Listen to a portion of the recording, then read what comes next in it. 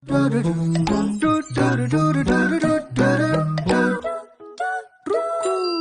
after a 6-month hiatus, Squid Game Season 3 has finally come out to end the series, and since I've talked about the other 2 seasons before it, I gotta talk about this one. Did Season 3 beautifully wrap up this crazy series that took the world by storm? Was it a satisfying ending to all of their storylines? No.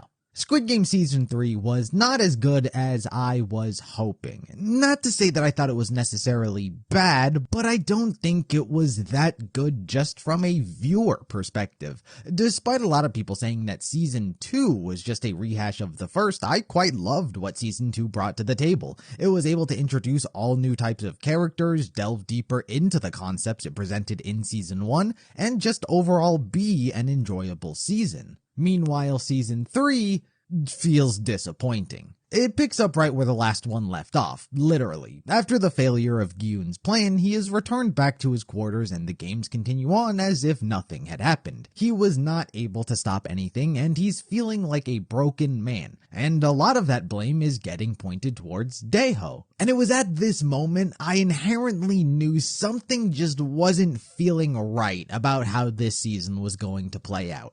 It started out strong enough with the hide and seek minigame where everyone was split into 2 groups at chance. Hiders obviously have to hide from the seekers in this maze-like arena, while seekers have to kill at least one of the hiders to ensure their safety to the next round. While there's a lot to talk about with what happens with this one game alone, the biggest sense that something wasn't right for me was the storyline with Daeho, because he felt so unrecognizable from the last season. Obviously the raid had failed and Daeho felt a lot of responsibility as he wasn't able to bring everyone the magazines. But what was so off for me was how it felt like it was solely pinning the blame on him. In fact, Young Sik goes so far as to immediately blame him, which sends Gyun on this one-man murder mission, and I'm just sitting here thinking, it's not his fault. At least not entirely. Like, yeah, the bullets probably would have helped them hold out a little bit longer, but there was no way that plan was ever going to be successful. And it's not like I'm upset that Gyun was looking to take out his anger on someone, because he didn't know Inho was deceiving everyone. He didn't know he was the front man this entire time. So I get that he's angry and not thinking rationally, and Daeho got the unfortunate end of the stick. But at the same time, Hyunju doesn't say anything, no one steps up to his defense, and from this point on, Daeho becomes aggressive, outcasted, and he's even given this line about how he was never actually in the Marines, and he was lying about it the entire time, just so he could fit into the group. And I'm over here like, okay, and? That's not a reason to justify his murder. That's not a reason for me to hate his character. It felt like there was no reason for that line to exist other than to get the audience to feel less bad about him getting killed. Because him having not been in the Marines, which one isn't even true and was a massively simplified mistranslation that I'll get into here soon, but it also hardly is even relevant. Cause did he not support your group in every other aspect he possibly could have? Was he not a trustworthy ally who was part of the group and helped out? This line just felt like it was trying to get the audience to feel less bad about being straight up murdered, because he wasn't a bad person, even if he lied. Which, to get to that, the translation that he was never in the Marines and never held a gun is wrong because, for one, in South Korea, every able-bodied man has to serve in the military. And apparently what he really said was something more along the lines of how he was a social service personnel and how he's never properly fired a gun, as he was deemed too mentally unfit for traditional service. And that does come across in how he was acting. However, despite this, at least he still tried. He still tried to muster up the courage to continue supporting who he thought were his friends, which is a lot more than what a lot of these other people did. Especially Young Sik, since he didn't even join, but he's more than happy to blame him. But I digress. It almost feels like character assassination to try and turn the audience against him, and it does it in a way that doesn't do anything interesting for his character. And in a show that's filled with so much social commentary on capitalism, gender identity, and many other different topics, it really failed to explore the more interesting part of Daeho, which was traditional masculinity. Because yes, men are supposed to serve in the military. Men are supposed to be brave and strong and masculine. But here he is, the guy who had to pick up Gongi, a traditional girl game, which they directly called attention to. He talked about growing up around his sisters, and it's clear he grew up with some sort of physical abuse, likely due to this exact thing. But instead of exploring these more interesting topics that is much more fitting for what I think Squid Game is about, they instead stifled his character as just being a liar and a coward and someone to just serve Gi-yoon's part of the story. It was my biggest gripe with the start of the season, and my boy was done dirty. But overall, I thought the hide-and-seek game was still pretty good, despite everything that happens. Hyunju, my goat. We lose a lot of characters to this one game. Daeho, Hyunju, Youngsik, and by proxy, Gwamja. We lose others like the psychic lady, but who really cares? A lot happens this game, including the birth of Junhee's baby, but I'll get into that soon.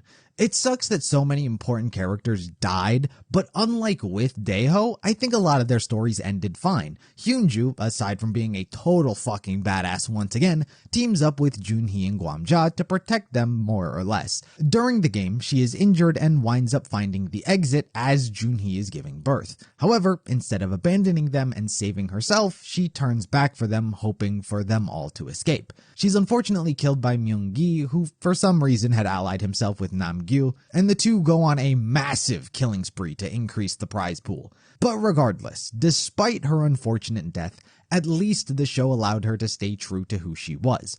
Of course, I'm upset that she died, but at least her character wasn't tarnished. And the same goes for Youngsik and Gwamja. I thought it made perfect sense that he would have been unable to murder anyone despite how much he wanted to. I did think it was a bit out of character for him to then try and target the baby, but I see where they were going with it because his mom has to step in and stop him, which is ultimately what gets him killed because he can't murder anyone within the allotted time. And yes, it was to save the baby, but it was also to save him as well. She was protecting her son's integrity, cause should he have murdered a baby just so the two of them could live on, then that's just something neither of them would have been able to live with. So she was saving him in her own way, despite the tragedy of him dying. And in that vein, I think they were able to find a nice place in the story for their character arcs. Gwamja would go on to kill herself shortly after, which is sad, but makes sense for her character. The problem Season 3 faced after Episode 2 is that everyone we were remotely interested in and cared about died. So at best, we were left with Gi-yoon and Junhee. Myung-gi was still alive, but he murdered Hyunju and he wasn't exactly on anyone's good side. Nam-gyu and Min-soo were like the only other remotely relevant characters that we've been observing, but they don't exactly have anything interesting going on. And because everyone else we came to know and enjoy is gone, so much screen time is eaten up by the new VIPs who still can't act. And Player 100, who no one fucking likes. Like, the amount of screen time they all get this season is insane, and there's no enjoyment to be had from any of them. It's not like they are interesting characters doing interesting things. They're literally all just assholes. And this whole shift that changes in Season 3 is because it feels like they sacrificed everyone for the baby. Like, this was the story that took precedent over everyone else, and it became the new priority. And everything just began centering around this baby, because the VIPs want them included in the game as a player because it'll make things more interesting. And of course, that's what happens. Junhee can't complete the jump rope game because her ankle, and so she kills herself. And Nam-gyu gets baited by Min-soo and he dies as well. So halfway through the season, all we are left with is Gi-yoon, Junhee's baby, and all of the other pieces of shit you can imagine. And for the last 3 episodes, they are all you get all the time.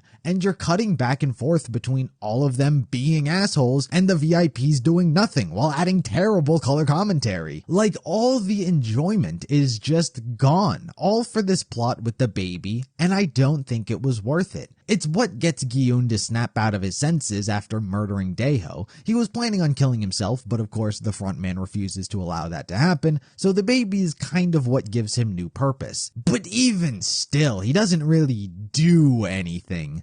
Like, he holds the baby, but that's about it. After the jump rope game, he's not very proactive in how he's going about actually trying to protect it. Like, Inho, after finally revealing himself, gives him the opportunity to kill everyone so he and the baby can leave. It's part of the backstory we learn of Inho, as he too was given this option and took it, but Gi-eun unfortunately doesn't. And I'm not gonna say I don't get why he doesn't take it, but at the same time, did you have to leave him with the most reprehensible human beings to exist? I might be more conflicted as a viewer if everyone left didn't deserve to be murdered in their sleep, and there were like one or a couple characters that we remotely cared about, and maybe that was the point, to have all of these morally bad people left to make that decision on Gi-eun's part stronger. But for one, not only do I not care, but two, for me, Gi-eun lost his morality card the moment he killed Daeho.